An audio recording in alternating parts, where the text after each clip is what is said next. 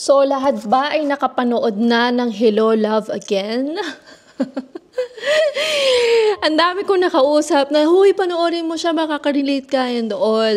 And ang dami kong naririnig na, totoo ba yan? Ganyan pa talagang buhay sa Canada. So parang ako na-curious ako sa pinanood ko siya. And here are my thoughts about Hello, Love Again. Totoo nga ba or OA yung mga pinalabas dun sa pelikulang yon? So yung first scene doon, when Joy went to school, I think SAIT yun sa Alberta.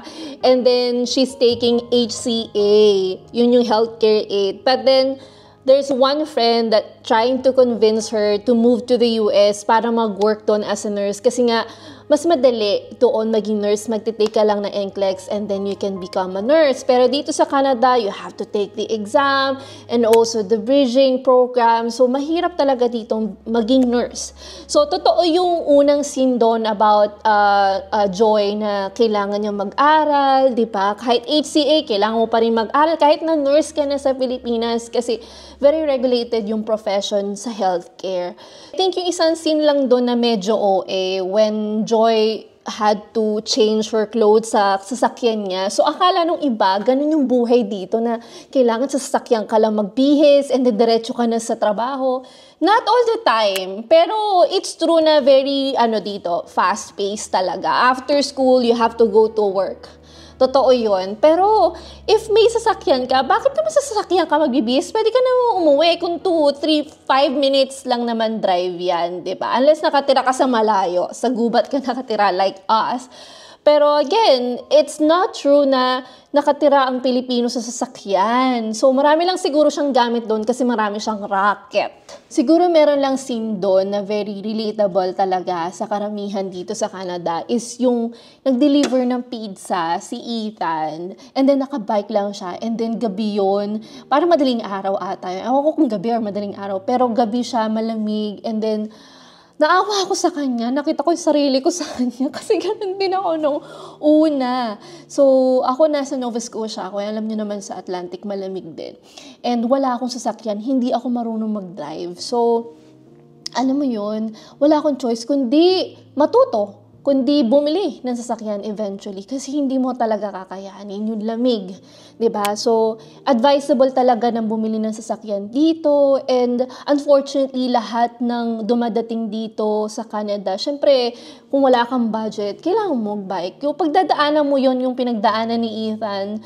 And minsan nga, mas efficient talaga na may sasakyan ka. Kasi mo nangyari sa kanya, natapon niya yung pizza, tapos nagastusan pa siya. Isang scene doon na karamihan, sabi nila OA daw si Ethan, is yung naglinis siya ng poop, diba? Or naglinis siya ng ihi. Ganon. Tapos walang gloves. So sa akin, OA yun. Sabi ko, ba't ka naman maglilinis gamit yung dyaryo or gamit with your bare hands lang? So you have to wear gloves din, diba? Pero yun nga, hindi nga sanay siya sa ganun trabaho and nangyayari yun. Maraming nangyaring ganun dito sa Canada na, alam mo yun, manager ka sa Pilipinas, tapos biglang dito cleaner ka or biglang dito hardinero ka or dog walker ka. So, talagang, mo yun, tatamaan ka talaga ng ego mo at some point dito sa Canada na bakit ko ba ito ginagawa? And for Ethan, diba, sabi nga niya, hindi para sa kanya ang Canada. Kasi nga, may maganda siyang buhay na iniwanan sa Hong Kong. And relate na relate ang karamihan dyan dahil marami talagang pumunta dito na iniwanan yung magandang buhay nila sa Pilipinas at sa ibang bansa. Pero yun nga, dumating sa point na ngayon bumalik siya ng Canada nang walang-wala na siya. Ngayon, kailangan niya na magkuskus, girl. Kailangan niya nang gawin lahat. Wala na siyang choice. Kasi sabi nga dun sa movie, di ba? Nasa Canada ang kwarta. Nasa Pilipinas ang saya. Pero during that time, kailangan niya ng kwarta. So, kailangan niyang pumunta ng Canada at tiisin. At talagang titiisin mo talaga yung pride mo. Kahit pa-manager ka sa Pilipinas, kung wala ka namang mapakain sa pamilya mo, what to do, my friend, diba? Kaya marami nakarelate doon kasi marami talagang gustong umuwi ng Pilipinas. Karamihan na makakausap mo dito, saan mo gusto mag-retire? Lagi nilang sasabihin sa'yo, most of the time, ay Pilipinas. Kasi masaya talaga sa atin.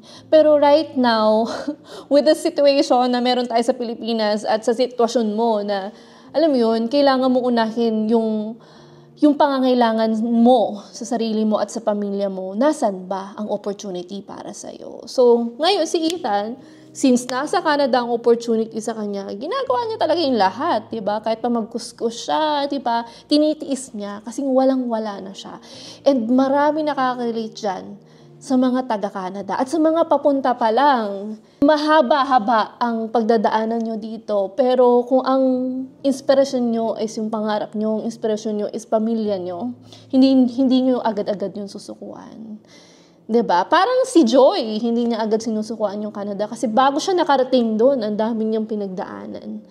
And yun lang, I think, yung masasabi ko sa movie na yun. May pagka-OA ng konti, pero may moral yung story. Marami pa rin nakaka-relate ng mga Pilipino. And again, hindi naman lahat dumadaan sa ganun. May mga masuswerte din naman na nakakahanap ng maayos sa trabaho, agad-agad, alam mo yun. Siguro hindi sila financially prepared kasi. Pero kung ikaw ay may pera, pinaghandaan mo talaga ang pagka-Canada mo, hindi ka mahihirapan ng sobra-sobra na katulad na nangyari sa kanila. Let me know in the comment section kung nakarelate ba kayo dun sa movie na yon or may scene ba kayo na sobrang relatable sa inyo. Thank you guys for watching this video and I'll see you in the next one. Bye guys!